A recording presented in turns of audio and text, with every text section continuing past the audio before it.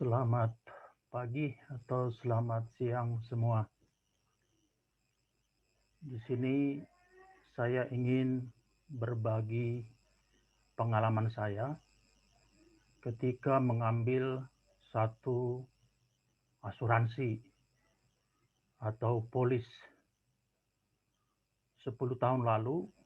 Saya didekati oleh agen dari satu asuransi dengan inisial asuransinya di awal itu P. Saya didekati dan dibujuk untuk mengambil produknya berupa polis dan dengan janji-janji yang sangat bagus. Karena memang sebelumnya saya ada ikut asuransi dan sudah bagus untuk pendidikan anak saya. Dengan asuransi tersebut saya ya bisa digunakan dengan baik. Tapi yang ini saya ambil akhirnya dua asuransi, dua polis yang dijanjikan bahwa bila saya membayar premi selama 10 tahun, jadi satu polis itu 500.000, jadi dengan dua polis 1 juta. Jika saya mengambil dan membayarnya setiap bulan untuk dua polis tersebut 1 juta rupiah satu bulan, maka di akhirnya nanti saya akan mendapatkan uang saya secara utuh. Itu yang dijanjikan sama agen.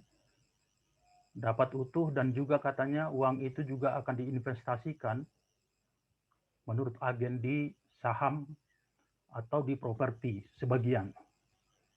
Jadi saya setuju karena mendengar janji-janji dari agen tersebut.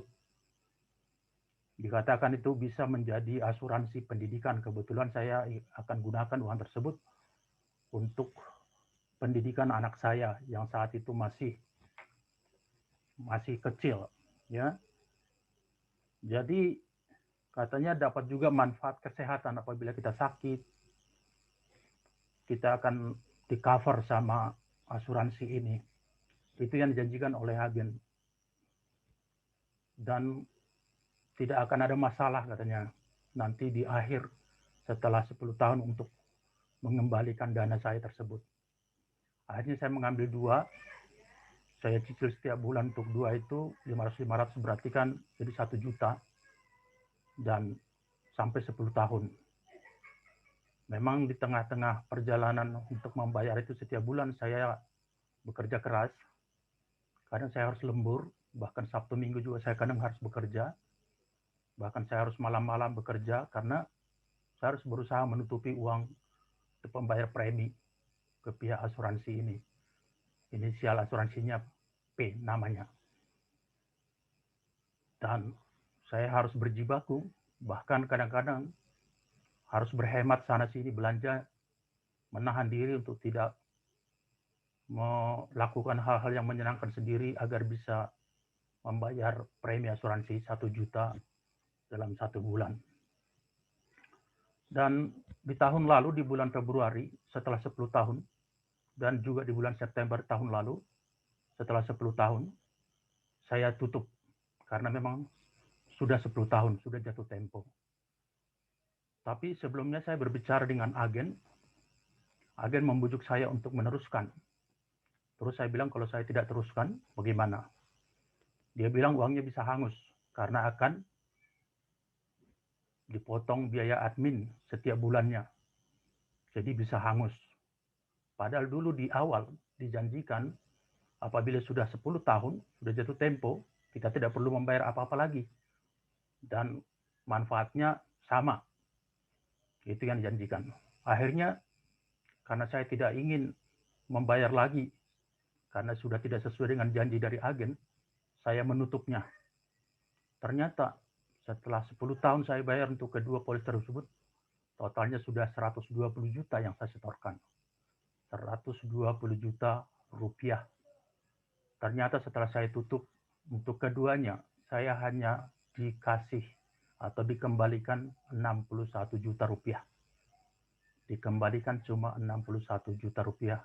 Saya kaget. Saya kecewa. karena uang saya 59 juta tidak dikembalikan.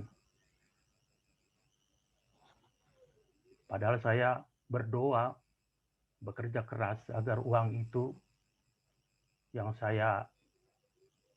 dikelola oleh asuransi bisa kembali utuh, dan sesuai dengan janjinya seharusnya ada juga penambahan dari hasil penanaman saham atau properti mereka.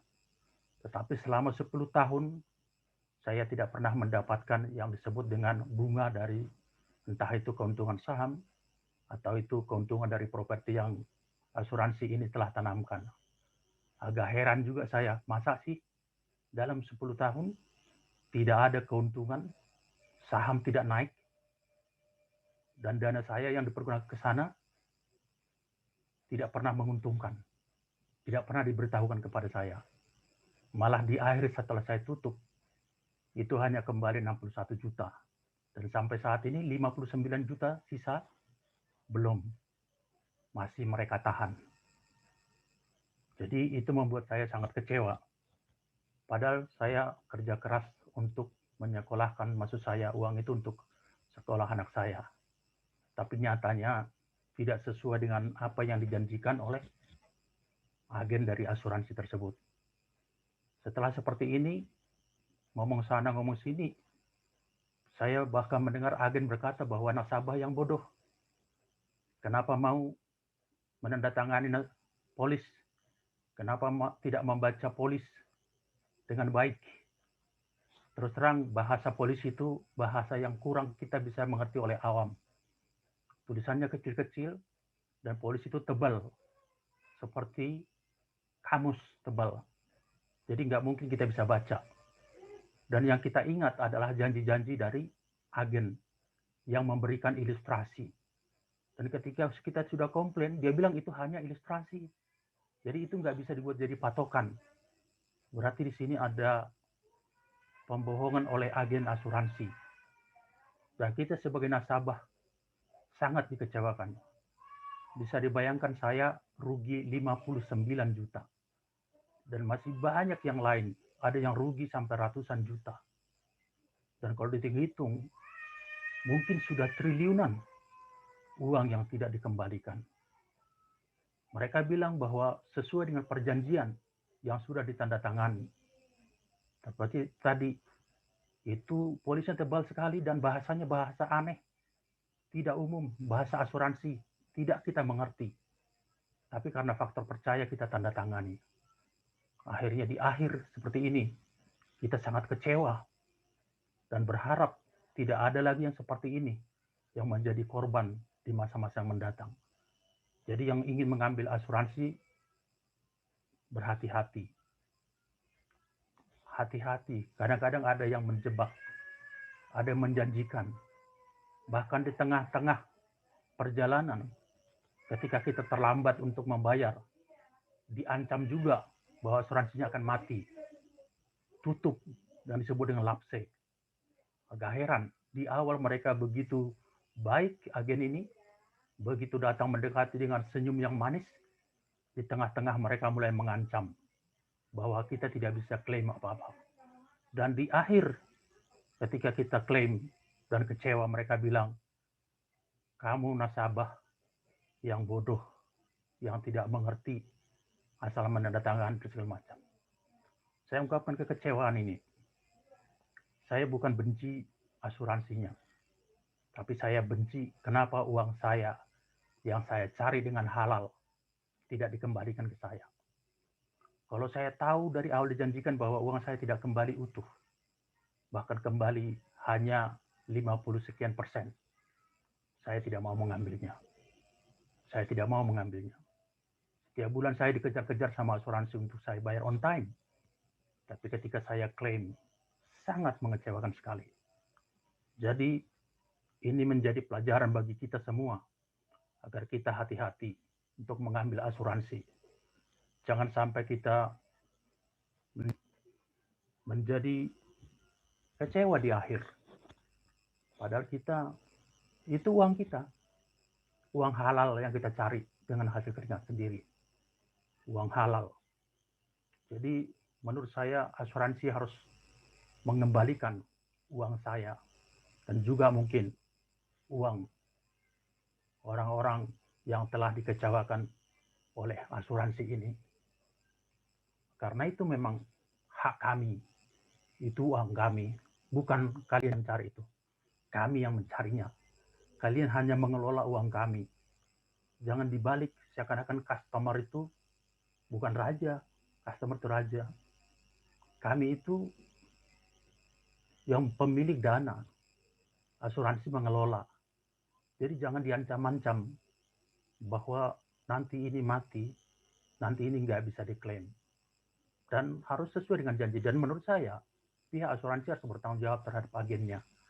Karena yang mengeluarkan polis, yang menandatangani polis adalah pihak asuransi.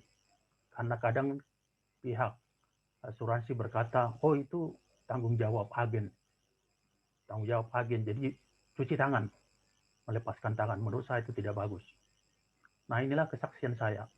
Mungkin masih banyak kesaksian yang lain, yang lebih rugi dari saya.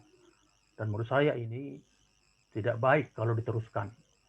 Tidak baik kalau tidak ada tanggung jawab dari asuransi kepada customer-nya.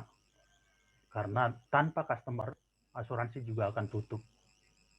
Dan sekarang sudah banyak di medsos mengenai kekecewaan dari customer nasabah. Mereka kecewa. Yang mereka harapkan tidak sesuai. Yang dijanjikan tidak sesuai.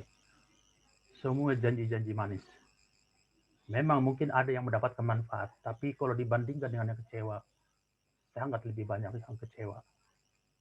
Sekali lagi, saya minta uang saya dikembalikan. Karena itu saya uang halal yang saya cari dengan keringat saya sendiri, dengan kerja keras. Terima kasih untuk kesaksian yang untuk pengalaman saya ini. Semoga bermanfaat bagi kita dan tidak terjadi korban yang sama seperti saya. Selamat pagi dan tetap semangat, tetap jaga kesehatan.